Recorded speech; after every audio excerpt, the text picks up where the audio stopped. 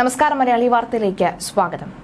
തിരുവാതുക്കലിൽ വ്യവസായിയെയും ഭാര്യയെയും വീട്ടിൽ കയറി വെട്ടിക്കൊലപ്പെടുത്തിയ കേസിലെ പ്രതി അസം ദ്രിബുഗഡ് പീതാഗുഡി സ്വദേശി അമിത് ഉറാങ്ങിനെ റിമാൻഡ് ചെയ്തിരിക്കുകയാണ്. 14 ദിവസത്തേക്കാണ് റിമാൻഡ് ചെയ്തിരിക്കുന്നത്. പ്രതിയെ കോട്ടയം ജില്ലാ ജയിലിൽ അടച്ചിട്ടുണ്ട്. കോട്ടയം ജുഡീഷ്യൽ മജിസ്ട്രേറ്റ് കോടതി മുന്നിലാണ് പ്രതിയെ ഹാജരാക്കിയത്. തെളിവ് ശേഖരണത്തിന്റെ ഭാഗമായി അടുത്ത ദിവസം തന്നെ പോലീസ് കസ്റ്റഡി അപേക്ഷ നൽകും. ഇതിനൊപ്പം അമിതിന് എതിരെയുള്ള സാമ്പത്തിക തട്ടിപ്പ് കേസിലെ ജാമ്യം റദ്ദാക്കാനും പോലീസ് അപേക്ഷ നൽകുന്നുണ്ട്. വിജയകുമാറിനോടുള്ള കടുത്ത വൈരാഗ്യമാണ് കൊലയ്ക്ക് പിന്നിലെന്ന് ചോദ്യം ചെയ്യലിന് പോലീസിനോട് സമ്മതിച്ചിട്ടുണ്ട്. കൊലപാതകത്തിന് ശേഷം പ്രതി DVRുമായി പോകുന്ന ദൃശ്യം സമീപത്തെ ഒരു വീട്ടിലെ CCTVയിൽ പതിഞ്ഞതും പുറത്തു വന്നിട്ടുണ്ട്. പോലീസ് ഇതും പരിശോധിക്കുന്നുണ്ട്. കോട്ടയം തിരുനക്കര ഇന്ദ്രപ്രസ്ഥം ഓഡിറ്റോറിയം ഉടമ തിരുവാതുക്കൽ ശ്രീവത്സം വീട്ടിൽ TK വിജയകുമാർ എന്ന 65 വയസ്സുകാരനെയും ഭാര്യ ഡോക്ടർ മീര വിജയകുമാർ എന്ന 62 വയസ്സുകാരിയെയും ആണ് വീട്ടിലെത്തി ഓഡിറ്റോറിയത്തിലെയും വീട്ടിലെയും ജോലിക്കാരനായിരുന്ന അമിത് ഉറാങ് തിങ്കളാഴ്ച രാത്രി കൊലപ്പെടുത്തിയത്. വിജയകുമാറിന്റെയും ഭാര്യ ഡോക്ടർ മീരയുടെയും മൃതദേഹങ്ങൾ കോട്ടയം മെഡിക്കൽ കോളേജ് മോർച്ചറിയിൽ തന്നെ സൂക്ഷിച്ചിരിക്കുകയാണ്. മകൾ വരുന്നതിനായാണ് പോലീസ് കാത്തിരിക്കുന്നത്. വിസ ലഭിക്കുന്നത് സംബന്ധിച്ച തടസ്സങ്ങളാണ് വിദേശത്തുള്ള മകൾ വരാൻ വൈകുന്നത് എന്നും പോലീസ് പറയുന്നു. മരണകാരണം, സമയം തുടങ്ങിയവ കണ്ടെത്താൻ വിശദമായ പോസ്റ്റ്മോർട്ടം റിപ്പോർട്ടിനായി പോലീസ് കാത്തിരിക്കുകയാണ്. പ്രതി അസം സ്വദേശി അമിത് ഉറാങ് അറസ്റ്റിലായതുമായി ബന്ധപ്പെട്ട കാര്യങ്ങൾ വിശദമാക്കാൻ ജില്ലാ പോലീസ് മേധാവി A. Shahul Hameed, DYSP KG Aneesh, മറ്റ് അന്വേഷണ ഉദ്യോഗസ്ഥർ തുടങ്ങിയവർ മാധ്യമപ്രവർത്തകരെ കണ്ടപ്പോൾ വിശദമായി തന്നെയാണ് കാര്യങ്ങൾ പറഞ്ഞിരുന്നത്. ആരാ എന്ന് ചോദിച്ചാണ് ശബ്ദം കേട്ട് ഞെട്ടിയുണർന്ന ഡോക്ടർ മീര എഴുന്നേറ്റത്. തന്നെ തിരിച്ചറിയുമെന്ന് മനസ്സിലായപ്പോൾ അവരെയും കൂടി കൊലപ്പെടുത്താൻ തീരുമാനിച്ചു എന്നാണ് അയാൾ പറയുന്നത്. തിരുവാതുക്കലിലെ ഇരട്ട കൊലപാതക കേസിൽ വിജയകുമാറിന്റെ ഭാര്യ മീരയെ കൊലപ്പെടുത്താൻ താൻ ഉദ്ദേശിച്ചിരുന്നില്ല എന്ന് പോലീസിനോട് പ്രതി അമിത് ഉറാങ്ങിന്റെ വെളിപ്പെടുത്തൽ. ഇന്നലെ നടത്തിയ വിശദമായ ചോദ്യം ചെയ്യലിലാണ് പ്രതി ക്രൂരമായ കൊലപാതകത്തിന്റെ വിവരങ്ങൾ പോലീസിനോട് പറഞ്ഞത്. വിജയ എന്ന് വിളിച്ചുകൊണ്ട് തന്നെയാണ് വിജയകുമാറിനെ കൊലപ്പെടുത്തിയത്. ഈ ശബ്ദം കേട്ടാണ് മീര മുറിക്കുപുറത്ത് എത്തിയത്. തുടർന്ന് മീരയെ കൂടി കൊലപ്പെടുത്തുകയായിരുന്നു. തന്റെ കുടുംബത്തെ നശിപ്പിക്കുകയും അവരുടെ മുന്നിൽ നാണം കെട്ടവനാകുകയും ചെയ്ത വിജയകുമാറിനോട് തീർത്താൽ തീരാത്ത പകയായിരുന്നു തനിക്കെന്ന് പ്രതി പോലീസിനോട് വെളിപ്പെടുത്തി. പിറ്റേന്ന് നാട്ടുകാർ കൊലപാതക വിവരം അറിയുമെന്നും ആളുകൾ വിജയനെ മോശമായി കാണട്ടെ എന്ന് കരുതിയാണ് വിവസ്ത്രനാക്കിയത് എന്നും പ്രതി സമ്മതിച്ചു. വളർത്തുനായെ മയക്കാനായി ഒന്നും നൽകിയിട്ടില്ല. തന്നെ മുൻപരിചയം ഉള്ളതിനാൽ അവ കുരയ്ക്കില്ല എന്ന് അറിയാമായിരുന്നു. എങ്കിലും വീട്ടുവളപ്പിനുള്ളിൽ കയറിയ ഉടനെ നായയുടെ അടുത്തെത്തി കയ്യിൽ കരുതിയ പലഹാരം നൽകി. CCTV ക്യാമറകളിൽ മുഖം പതിയാതിരിക്കാൻ ശ്രമങ്ങൾ നടത്തി. എന്നാൽ 4 ചുറ്റിലുമുള്ള നിരീക്ഷണ ക്യാമറയിൽ നിന്നും മുഖം മറയ്ക്കാൻ കഴിയില്ല എന്ന് മനസ്സിലായതിലാണ് DVR കൈക്കലാക്കിയതെന്നും പ്രതി പറയുന്നു. വിജയകുമാറിനെ ആക്രമിച്ച് കൊലപ്പെടുത്തിയ രീതിയെ പോലീസിനോട് വിവരിക്കുമ്പോൾ പോലും പ്രതി അമിത് പല്ല് കടിച്ച വൈരാഗ്യം കൊണ്ട് ചുവന്ന മുഖമായി വിജയൻ എന്ന പലതവണ അലറി വിളിച്ചുവെന്നും അന്വേഷണ ഉദ്യോഗസ്ഥർ പറയുന്നു. പ്രതിക്ക് കൊല്ലപ്പെട്ട വിജയകുമാറിനോട് ഉണ്ടായിരുന്നത് പറഞ്ഞറിയിക്കാൻ കഴിയാത്ത പക തന്നെയെന്ന് അയാളുടെ മുഖഭാവത്തിൽ നിന്ന് മനസ്സിലാകുമെന്നാണ് അന്വേഷണ സംഘം പറയുന്നത്. സാമ്പത്തിക തട്ടിപ്പ് കേസിൽ അറസ്റ്റിലായതും പെൺസുഹൃത്ത് ഉപേക്ഷിച്ചു പോയതും പെൺസുഹൃത്തിന്റെ ഗർഭം അലസിപ്പോയതുമാണ് പ്രതിക്ക് വിജയകുമാറിനോട് തീരാത്ത പകയുണ്ടാകാൻ കാരണമെന്ന് പോലീസ് പറയുന്നു. അമിത് പറഞ്ഞ എല്ലാ കാര്യങ്ങളും പോലീസ് പൂർണ്ണമായി വിശ്വസിച്ചിട്ടില്ല. ഇത്രയേറെ സുരക്ഷയുള്ള ഈ വീട്ടിൽ അനായാസം കയറി കൊല നടത്തി രക്ഷപ്പെടാമെന്ന് പോലീസ് വിശ്വസിക്കുന്നില്ല. വിജയകുമാറിന്റെ ഭാര്യ മീരയെ കൊല്ലാൻ താൻ പദ്ധതി ഇട്ടിരുന്നില്ല എന്നതടക്കമുള്ള അമിതിന്റെ ചില മൊഴികളും പോലീസ് മുഖവിലയ്ക്ക് എടുത്തിട്ടില്ല. ദൃക്സാക്ഷികളില്ലാത്ത കേസ് എന്ന പ്രത്യേകത കൂടി ഈ ഒരു വിഷയത്തിലുണ്ട്. ദൃക്സാക്ഷികളില്ലാത്ത കേസിൽ പോലീസ് അന്വേഷണം മുന്നോട്ട് പോകുന്നത് ശാസ്ത്രീയമായ തെളിവുകളുടെ അടിസ്ഥാനത്തിലാണ്. CCTV ദൃശ്യങ്ങളും ഫോറൻസിക് വിഭാഗത്തിന്റെ കണ്ടെത്തലുകളുമാണ് കേസിൽ നിർണായകമാകുന്നത്. ഡിജിറ്റൽ തെളിവുകൾ കൊലപാതകം നടന്ന വീടിന്റെ 5 കിലോമീറ്റർ ചുറ്റളവിലുള്ള CCTV ദൃശ്യങ്ങൾ ശേഖരിച്ച പ്രതി ഈ സമയത്ത് വന്നുപോയതിന്റെ തെളിവുകൾ ഉറപ്പിക്കും. പ്രതി താമസിച്ച ലോഡ്ജിന്റെ സമീപത്തെ CCTV ക്യാമറകളും ശേഖരിക്കും. വീണ്ടെടുത്ത DVRൽ നിന്നും ദൃശ്യങ്ങൾ ലഭിക്കുമെന്നും പ്രതീക്ഷിക്കുന്നുണ്ട്.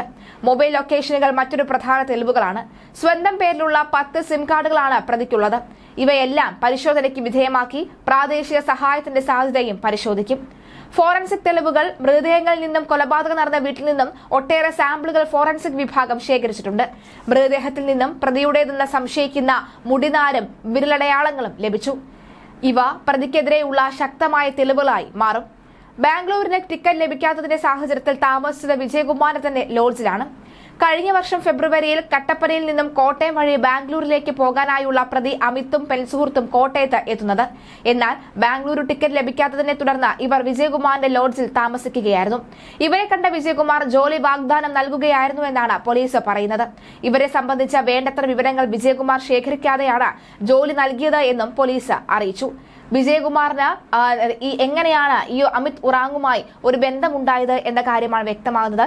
മാത്രമല്ല ഇവിടുത്തെ ഒരു ദുരൂഹത എന്ന് പറയുന്നത്, നേരത്തെ തന്നെ വിജയകുമാറുമായി ഏറ്റവും അടുത്തറിയാവുന്ന ചില സുഹൃത്തുക്കൾ അല്ലെങ്കിൽ ചില മുൻ ജീവനക്കാർ പറഞ്ഞിരുന്നത്, ഇദ്ദേഹം അങ്ങനെ പെട്ടെന്നൊന്നും ആരെയും വിശ്വസിക്കുന്ന പ്രകൃതമല്ല, പെട്ടെന്നൊന്നും ഒരു രൂപ പോലും ഒരാൾക്ക് നൽകുന്ന പ്രകൃതവുമല്ല. പിന്നെ എന്തിനാണ് ഈ അമിത്തിനെയും അമിത്തിന്റെ ഭാര്യയും കണ്ട ഉടനെ വിജയകുമാർ ജോലി വാഗ്ദാനം ചെയ്തത് എന്നടക്കമുള്ള സംശയങ്ങളും ഉയരുകയാണ്.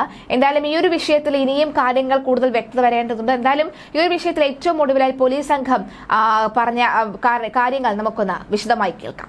കേസുകളിൽ ആളുകളെ ജാമ്യത്തിലെടുക്കുന്ന ഒരു ഇതുണ്ടോ, ഇത്തരം ഒരു വിഷയം മാത്രമാണ് ഈ അമിത്തിന്റെ വിഷയത്തിൽ മാത്രമാണ്? അമിത്തിന്റെ വിഷയം മാത്രമാണ് നമുക്കിപ്പോൾ ശ്രദ്ധയിൽപ്പെട്ടിട്ടുള്ളൂ. കൂടുതൽ അന്വേഷിക്കേണ്ടതായിട്ട്. അമിത് ജാമ്യത്തിൽ ഇറങ്ങിയതിന് ശേഷം ഇവിടെ തന്നെ ഉണ്ടായിരുന്നു. അമിത് ജാമ്യത്തിൽ ഇറങ്ങി പിറ്റേ ദിവസം പോലീസ് സ്റ്റേഷനിൽ വന്നിരുന്നു. 2-3 ദിവസം ഇവിടെ തന്നെ ഉണ്ടായിരുന്നു. അതിനുശേഷം അയാള് ഇടുക്കി ജില്ലയിലെ മറ്റെവിടെയോ പോയിട്ട് ഒരു ഹോട്ടലിൽ ജോലിയായിട്ട് പോയി. സാർ, ഈ അമിത്തിന്റെ ജാമ്യ വ്യവസ്ഥ എന്തായിരുന്നോ? അത് കോട്ടയം ജില്ലയിൽ പ്രവേശിക്കുന്നത് അങ്ങനെ എന്തെങ്കിലും ജാമ്യ വ്യവസ്ഥകൾ ഉണ്ടായിരുന്നില്ല. കാരണം നമ്മൾ അപ്പോഴേക്കും കുറ്റപത്രം സമർപ്പിച്ചിരുന്നു. 5.5 മാസത്തോളം റിമാൻഡിൽ കിടന്നതിനിടയിൽ കഴിഞ്ഞ സെപ്റ്റംബറിൽ രജിസ്റ്റർ ചെയ്ത കേസാണ്. അമിത് ജാമ്യത്തിൽ ഇറങ്ങുന്നതിന് മുൻപേ നമ്മൾ കുറ്റപത്രം സമർപ്പിച്ചിരുന്നുണ്ട്. വേറെ ജാമ്യവ്യവസ്ഥകളൊന്നും ഉണ്ടായിരുന്നു. തന്നെയാണോ അതിലേക്ക് എത്തിച്ചത്? 22-ാം തീയതി ഉച്ചയ്ക്ക് മുതൽ നമ്മൾ പരമാവധി സൂചനകൾ നമുക്ക് ലഭിച്ചിരുന്നു. ആ സൂചനകൾ ത്രൂഔട്ട് വർക്കൗട്ട് ചെയ്തു. അതിന്റെ പിന്നിൽ നിൽക്കുന്ന ഉദ്യോഗസ്ഥർക്കാണ് ഇതിന്റെ മുഴുവൻ ക്രെഡിറ്റ്. അവർ 22-നും 23-നും ഇടയിലുള്ള രാത്രി ഉറക്കമിളച്ചിരുന്ന് തന്നെയാണ് ഇതിന്റെ ടെക്നിക്കൽ വർക്കൗട്ടും കാര്യങ്ങളും ചെയ്തത്. അതുപോലെ ഒരു ടീം 2 ടീമായിട്ട് ഒരു ഡിവൈഡ് ചെയ്ത് പോയിരുന്നു. ആദ്യം പെരുമ്പാവൂർക്ക് ഒരു ടീം പോയി, അവരുടെ പുറകെ തന്നെ അടുത്ത ടീം പോയി. അപ്പോൾ അവിടെ നിന്നുള്ള മൂവ്മെന്റും കാര്യങ്ങളെല്ലാം നമ്മൾ കൃത്യമായിട്ട് നിരീക്ഷിച്ച് ആ രാത്രിയിലുള്ള കൃത്യമായിട്ടുള്ള ഹാർഡ് വർക്കിന്റെ ഫലമായിട്ടാണ് രാവിലെ തന്നെ പിടിക്കാൻ കഴിയുന്നത്.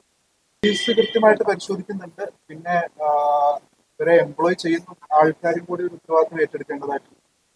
ഈ കേസിൽ സംഭവിച്ചെന്താണെന്ന് വെച്ചാൽ, വിജയകുമാറിന്റെ ലോഡ്ജിൽ വന്ന് ഇവര് കപ്പിളായിട്ട് കഴിഞ്ഞ വർഷം ഫെബ്രുവരിയിൽ താമസിച്ചു. അവർ കട്ടപ്പനയിൽ നിന്ന് കോട്ടയത്ത് വന്നിട്ട് ബാംഗ്ലൂർക്കുള്ള യാത്രാമധ്യയായിരുന്നു. ബാംഗ്ലൂർക്കുള്ള ടിക്കറ്റ് കിട്ടാത്തത് കൊണ്ടാണ് ലോഡ്ജിൽ താമസിച്ചത്. അപ്പോ ലോഡ്ജിൽ ഇവര് 2 പേര് താമസിക്കുന്നത് കണ്ട് വിജയകുമാർ അങ്ങോട്ട് ജോലി ഓഫർ ചെയ്താണ് അതൊരു വെരിഫിക്കേഷനും നടത്തിയിരുന്നു. ഒറ്റയ്ക്ക് താമസം സന്തോഷമുണ്ട്. നമ്മുടെ ആദ്യത്തെ നിഗമനം തന്നെ വ്യക്തിവൈരാഗ്യത്തിന്റെ പുറത്തുള്ള ഒരു ആസൂത്രിതമായ കൊലപാതകമായിരുന്നു. ആദ്യ നിഗമനത്തിൽ ഉറച്ചു നിന്നുകൊണ്ടാണ് നമ്മൾ അന്വേഷണം ആരംഭിച്ചത്. പ്രതിയെ ലഭിച്ചു കഴിഞ്ഞതിന് ശേഷമുള്ള കുറ്റസമ്മത മൊഴി, അതുപോലെ ശാസ്ത്രീയമായ തെളിവുകൾ, സാഹചര്യ തെളിവുകൾ എല്ലാം നമ്മുടെ ആദ്യത്തെ നിഗമനം ശരിവെക്കുന്ന രീതിയിലുള്ളതാണ്. ഈ തെളിവിന്റെ ശൃംഖല നമുക്ക് കൃത്യമായിട്ട് എടുക്കാൻ സാധിച്ചിട്ടുണ്ട്. അതുവഴി കൃത്യമായിട്ടുള്ള അന്വേഷണം പൂർത്തിയാക്കി ഉടനെ തന്നെ കുറ്റപത്രം സമർപ്പിക്കും. നല്ല കൺവിക്ഷൻ വാങ്ങിച്ചു കൊടുക്കാനുള്ള രീതിയിലുള്ള അന്വേഷണമാണ് നമ്മൾ നടത്തുന്നത്. മർഡറാണ് ചാർജ് ചെയ്തിരിക്കുന്നത്. ബാക്കി സെക്ഷൻസ് എന്തൊക്കെയാണെന്ന് നോക്കിയിട്ട് ചെയ്യും. തെളിവ് നശിപ്പിക്കല് പോലെയുള്ള സെക്ഷൻസ് ആഡ് ചെയ്യാനുണ്ടോ എന്നുള്ളത് പരിശോധിക്കും. ഇത്തവണ അയാൾക്ക് ശത്രുത മാത്രമേ ഉണ്ടായിരുന്നുള്ളൂ. ഈ കൊലപാതകം ഒരുപക്ഷെ അത്തരത്തിലൊരു ഇടപെടൽ ജാമ്യം ലഭിച്ചിരുന്നില്ലെങ്കിൽ ഇത്ര ഒരു കുറ്റകൃത്യം നടക്കില്ലായിരുന്നു. അപ്പോൾ അങ്ങനെയുള്ള ഇടപെടലുകളെ കുറിച്ച് എന്താണ് പോലീസിന് പറയാനുള്ളത്? അതിലൊരു നിയന്ത്രണം ഉണ്ടാവും? ഇത് ഒരു ഞെട്ടിപ്പിക്കുന്ന ഒരു വെളിപ്പെടുത്തലായിരുന്നു. കാരണം യാതൊരു പരിചയമില്ലാത്ത 2 സ്ത്രീകളാണ് അമിത് ഉറാങ്ങിന് വേണ്ടിയിട്ട് ജാമ്യം നിന്നത്.